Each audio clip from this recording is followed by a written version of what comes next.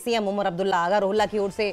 ये अटैक किया गया है। एक तरीके से वादों पर खरी नहीं उतरी नेशनल कॉन्फ्रेंस। आगा रोहिल्ला ने एक बार फिर से ये बात दोहराई है, पहले भी ये कह चुके हैं और यही मसला बना था जिसकी वजह से उमर अब्दुल्ला और आगा रोहिल्ला के बीच में डिस्टेंस आ गया था और वो बड़गांव में चुनाव के लिए प्रचार के लिए उतरे तक नहीं थे, जिस पर काफी दूरियां भी देखने को मिली थी। और आगे क्या कहते हैं आगा रोहिल्ला ने कहा कि आवाम के सियासी हक का कत्ल किया गया है, मैं अपना स्टैंड नहीं बदलूंगा, मुझसे परेशानी है तो इस्तीफे को तैयार हूं, आगा रोहिल्ला की ओर से कहा गया। देखिए, श्रीनगर से सांसद हैं, एमपी हैं आगा रोहिल्ला, और अब उन्होंने इशारों में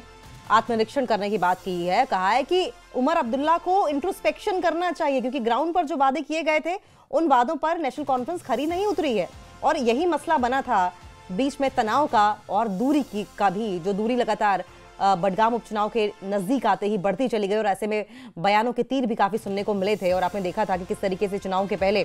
साफ तौर पर मुख्यमंत्री उमर अब्दुल्ला की ओर से कहा गया था कि कोई अगर चुनाव प्रचार के लिए आना चाहता है तो आए, हमने किसी को बुलाया नहीं है, लेकिन जब सीट अगर हम जीतेंगे, जश्न मनाएंगे, तो फिर जश्न में किसी और की जरूरत भी नहीं है, जश्न भी हम अकेले ही मनाएंगे।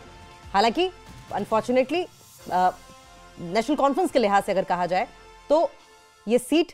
नेशनल कॉन्फ्रेंस हार गई, परंपरागत सीट थी और ऐसे में इंट्रोस्पेक्शन की बात आगा रोहिल्ला कहते हुए नजर आ रहे हैं और कह रहे हैं कि मैं अपना स्टैंड बिल्कुल नहीं बदलूंगा।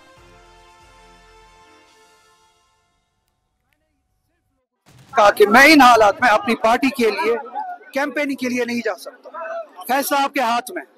तो जिस चीज का एहसास मुझे हो रहा था कल बडगाम ने और बडगाम के जरिए पूरे कश्मीर ने ये कहा कि वही एहसास जो है वो पूरा कश्मीर करते हैं। तो अभी भी वक्त है, इंट्रोस्पेक्शन करे और इस एक साल के सफर पे गौर खोज करे और आवाम की ये बात को समझे और वापस अपने रास्ते पे आए।